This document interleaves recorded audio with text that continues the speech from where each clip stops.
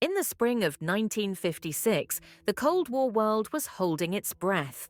The tension between East and West was thicker than London fog, and into that fog, quite literally, stepped Nikita Sergeyevich Khrushchev, the blunt, impulsive, and surprisingly charming leader of the Soviet Union. He came to Britain on what was officially called a friendly visit. Yet everyone understood there was more at stake than polite handshakes and state dinners Khrushchev was riding high. The Soviet Union had successfully tested its nuclear weapons, putting Moscow on equal footing with Washington. It was a dangerous kind of pride. The pride of a man who realized that the next Great War could destroy everything. And so Khrushchev wanted to prove that the Soviet Union could be a partner, not just a threat. But Britain was not exactly rolling out the red carpet. Just months before, during a trip to India, Khrushchev had publicly condemned British colonialism, a direct slap in the face to London's establishment. The reaction in Westminster was furious. Many British politicians wanted to cancel his visit altogether. Only careful diplomatic manoeuvring, and perhaps the curiosity of Queen Elizabeth II, saved the trip from being scrapped. When the Soviet delegation finally arrived in London, it was a spectacle. Khrushchev was joined by Marshal Nikolai Bulganin and an entourage of scientists, artists, and cultural figures, a symbolic army of Soviet intellect. Crowds lined the streets, some cheering, some jeering. The British press couldn't decide whether to treat the Soviet leader as a curiosity, a clown, or a potential peacemaker. But Khrushchev had a secret weapon, not in the form of missiles or ideology, but of gifts. Lavish, personal, carefully chosen gifts. He believed generosity could thaw even the iciest relations. This wasn't just diplomacy, it was theatre. When asked what he intended to bring to the British royal family, Khrushchev reportedly smiled and said, "Something that shows the soul of Russia." And he meant it. From Siberian fur to sparkling jewels, from fine paintings to living animals. His presence would soon astonish the British court and horrify Soviet officials back home, who called his generosity shameful extravagance. To Khrushchev, however, these offerings were investments in goodwill, in image, and perhaps in his own legend. The Soviet leader understood that to charm the West, one must act not like a bureaucrat, but like a czar. When Nikita Khrushchev arrived in London, he didn't come empty-handed. Quite the opposite. He brought an avalanche of gifts so extravagant that even seasoned diplomats raised their eyebrows. To the British, known for their reserved understatement, this level of generosity felt almost un-British. Khrushchev's motorcade rolled up to Buckingham Palace. Gleaming under the grey April sky inside, the Queen waited, composed, curious, and just a little uneasy. The Soviet premier's reputation had preceded him, fiery, unpredictable, and fond of theatrical gestures. But nothing could quite prepare the royal household for what followed. First came the furs. For Queen Elizabeth II and her sister Princess Margaret, exquisite stoles of Siberian sable, soft as smoke and richer than any velvet. The same luxurious pelts were presented to the Queen Mother, Elizabeth Bowes-Lyon. Even for a family accustomed to crowns and jewels, these were gifts that made an impression. Then came the jewels. The Queen and her sister each received sapphire brooches crafted by Soviet artisans. But the most breathtaking gift was reserved for the Queen Mother, an antique brooch, a masterpiece by the legendary house of Fabergé, the imperial jeweler of the Romanovs. The piece was delicate and dreamlike, a spray of lily-of-the-valley blossoms, each petal of opalescent enamel, each tiny bell set with diamonds, its stem shaped in white gold. It was beauty distilled into metal and light. To Khrushchev, this was the perfect symbol, a token of peace and renewal. To the British, however, it was something more complicated. No one could say for sure where the brooch had come from. Rumours swirled that it once belonged to a noble Russian family, perhaps even the imperial court itself, before being seized during the revolution. If that was true, then the gift carried a shadow. For the House of Windsor, descendants and cousins of those same Romanovs, it was as though a ghost from 1917 had walked into the palace. Still, Khrushchev wasn't finished. For Prince Philip, the Duke of Edinburgh, he presented a magnificent Akarteke stallion, a rare and fiery breed from Turkmenistan, known for its metallic sheen and unbreakable spirit. For the young Prince Charles, only 7 at the time, came a noble Arabian horse, gentle yet proud. The Queen's daughter, little Princess Anne, received perhaps the most unusual gift of all, a 3-month-old bear cub. Khrushchev had personally approved this one, reportedly laughing that every royal child should have a bear. The cub was named Nicky in his honour, though the palace quickly decided the animal would be happier in the London Zoo. Even Winston Churchill, though long retired, was not forgotten. Khrushchev sent him a case of fine wines, an unmistakable nod to Churchill's well-known taste for the bottle. His wife, Clementine, received a pendant of aquamarine, delicately mounted in silver. The list went on: paintings, candies, hand-carved boxes, and children's books filled with bright Soviet illustrations. One particularly valuable painting, Winter Day by Igor Grabar, a renowned Russian impressionist, was presented to the royal collection. The original plan, some sources claim, was to gift an Ivazovsky seascape, but Khrushchev insisted that a snowy Russian scene would feel more sincere. To British eyes, it all looked a bit excessive. To Soviet eyes, it looked even worse. Back in Moscow, whispers of discontent spread among party officials. "While workers tighten their belts," they muttered, "our first secretary gives away Fabergé." But Khrushchev didn't care. In his mind, he was building bridges, gilded ones. He imagined that his generosity might soften the British heart, that perhaps for a moment, East and West could meet over shared admiration of beauty and art. What he didn't know was that his most precious gift, that shining Fabergé brooch of lilies, would soon become a quiet scandal in itself. The Queen Mother accepted the Fabergé brooch with the gracious smile of a woman trained never to reveal surprise. The diamonds sparkled beneath the chandeliers of Buckingham Palace, each tiny lily glistening like frost. Yet behind that polite smile lay hesitation, even unease. In 1956, the world was still freshly divided. The Soviet Union was not just a foreign power, it was the ideological opposite of everything the British monarchy stood for. The brooch, dazzling as it was, carried a political charge. It came not simply from Moscow, but from Khrushchev himself, the man who only months earlier had boasted of Soviet might and denounced imperialism. And then there was the mystery of its origin. The Queen Mother had an impeccable sense for symbolism. She understood that jewelry in the royal family wasn't just decoration, it was language. A brooch could make a statement, bridge alliances, or recall history, and this particular brooch, Delicate Lilies of the Valley by Fabergé, seemed to whisper of the Romanovs, the last imperial family of Russia. Karl Fabergé's name was inseparable from the grandeur of the Russian court. His masterpieces, the jeweled Easter eggs, the enamel flowers, the miniature wonders, had adorned the palaces of St. Petersburg before the revolution swept it all away. When Khrushchev's emissaries presented the gift, they could not, or would not, say whose collection it had once graced. Rumor had it that it was confiscated from an aristocratic estate during the Bolshevik seizures of 1917. Perhaps it had belonged to a duchess, or even to Empress Alexandra Feodorovna herself, who adored lilies of the valley.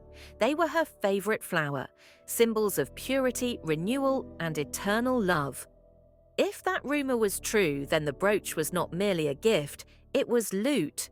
And for the British royals, cousins of the murdered Romanovs, such an object was tainted with sorrow.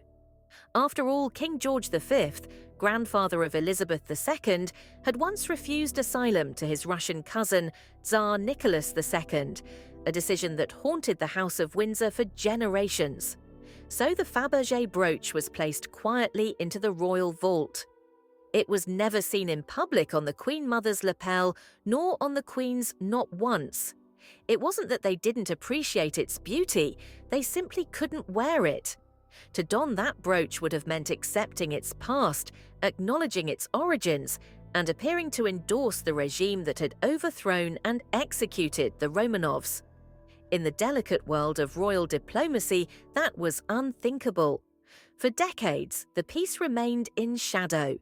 It slept among tiaras and necklaces, its white gold stems coiled in silk, while Britain and the Soviet Union drifted through their long, uneasy dance of suspicion and diplomacy. Then, half a century later, the brooch resurfaced, not on Elizabeth nor on any of her children, but on a new royal, Camilla Parker Bowles, the Duchess of Cornwall. By the 2000s, the Cold War was history. The brooch had lost its sting, and Camilla, with her warm, unpretentious style, saw no ghosts in its past. She simply saw beauty. The Duchess began wearing the Fabergé lilies to formal events, on a visit to Egypt, at a reception in Spain, and even at her daughter's wedding. Royal watchers noticed immediately. "That's the Russian brooch," some whispered, "the one Khrushchev gave in the 50s. To Camilla, it was just an exquisite antique, but to historians, it was a resurrection, a symbol of how time can polish away even the hardest edges of history.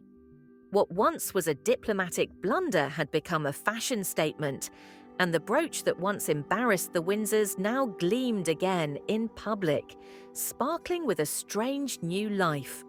The British press nicknamed it the Lily of the Valley brooch, echoing the flower's meaning in the language of blooms, happiness returned, and perhaps in a quiet way, that was fitting. For while Khrushchev's gesture had failed to warm relations between the Kremlin and the Crown, his gift had outlived the politics of its age. It became what Fabergé had always intended it to be, not a weapon, not a scandal, but a small and perfect work of art. For all the glitter and ceremony, Nikita Khrushchev's visit to Britain in 1956 was never meant to be easy. Beneath the smiles and polished banquets, suspicion hung in the air like thick London smog. The Cold War had already divided the world into rival camps, and though Britain had accepted the Soviet leader's friendly visit, few in Westminster expected friendship to blossom. The official photographs told one story: the Queen in pearls, Khrushchev bowing slightly, a cordial exchange of pleasantries. But behind the palace doors, the atmosphere was formal to the point of stiffness. Queen Elizabeth II, still in the early years of her reign, played her role with immaculate diplomacy. She listened, nodded, and offered the calm neutrality expected of a monarch. Khrushchev, meanwhile, tried his best to charm. He spoke of peace, of progress, of the need for understanding between peoples. Yet everyone in the room knew that less than a year earlier, Soviet tanks had crushed uprisings in Eastern Europe, and propaganda on both sides painted the other as the enemy. Still, Khrushchev enjoyed himself. He laughed heartily at the royal table, made jokes through interpreters, and raised his glass to Her Majesty's good health and to peace between our nations. The Queen responded with polite applause, though one courtier later described the dinner as a performance of smiles over silence. Outside the palace, things were even more complicated. Londoners were divided. Crowds lined the streets to glimpse the stocky Soviet premier, waving tiny Union Jacks. But in the same streets, protesters carried banners denouncing Soviet aggression and tyranny. The British press couldn't decide whether to mock him, fear him, or try to understand him. Headlines oscillated between Khrushchev the peacemaker and Red Dictator in London. Khrushchev, for his part, seemed almost amused by it all. He visited factories, universities, and even rural farms, an itinerary carefully designed by both governments to showcase mutual respect. When he stood before the cenotaph on Whitehall to lay a wreath for Britain's war dead, photographers caught a moment of genuine solemnity. The Soviet leader bowed his bare head in silence. A rare human gesture that even his critics admitted was sincere. He met with Prime Minister Anthony Eden and former Prime Minister Winston Churchill. Eden was courteous but cold. Churchill, ever the statesman even in retirement, received him with whiskey and wary fascination. Khrushchev gifted the old lion a set of rare Soviet wines, which Churchill reportedly accepted with a grin, and the words, "Perhaps we can toast to better times, Mr. Khrushchev." But better times never came. Beneath the table talk and official photo ops, the ideological gulf remained. Britain, still recovering from the war, was wary of any Soviet promises. And Khrushchev, though eager to appear as a man of peace, couldn't resist reminding his hosts that the USSR was now a nuclear power, capable of defending socialism anywhere in the world. To British ears, it sounded less like reassurance and more like a veiled threat. When the visit ended, the royal courtiers carefully packed away the brooches, the furs, and the other gifts, tokens of a relationship that had never quite been born. In Moscow, the Soviet press hailed the trip as a triumph, a symbol of peaceful coexistence. In London, the newspapers were more restrained. "The bear comes to tea," one headline quipped. Still, there was something undeniably human about the entire episode. For all the layers of politics, the banquet speeches, and the wary glances, the meeting had moments of almost comic warmth, like the sight of Khrushchev trying to compliment the Queen's corgis, or the gentle confusion when he mistook a decorative pudding mould for an ancient British artifact. And though history would record that nothing of substance changed after the visit, no treaties signed, no alliances mended, there was a strange poetry to it all. The world's most powerful communist had dined with one of its last great monarchs. For a few days in April 1956, the red flag and the Union Jack fluttered side by side over London. The gifts, of course, outlived the politics. The sable furs yellowed with age. The horses lived out their days in royal stables. The bear cub grew up behind the bars of the London Zoo, adored by children who never knew his origin. And somewhere in the vaults of Windsor Castle, wrapped in velvet, the Fabergé lilies slept. A small glittering reminder of a time when diplomacy came not just with speeches, but with diamonds. When Khrushchev's plane lifted off from London's runway, the grey clouds above the city seemed to swallow the jet whole. On board, the Soviet leader was in good spirits. He joked with aides, praised the Queen's composure, and insisted that his trip had been a success for peace. In truth, the results were far less radiant than his confidence suggested. No breakthrough had been achieved. The British remained skeptical, the Americans suspicious, and the Soviet Union as isolated as ever. Yet Khrushchev's visit had done something subtle, something that would echo far beyond politics. For the first time since the Second World War, a Soviet leader had faced the West not as an invisible enemy, but as a man, awkward, loud, and oddly likable. Back in Moscow, the party wasn't amused. His excessive generosity sparked outrage among the more rigid officials.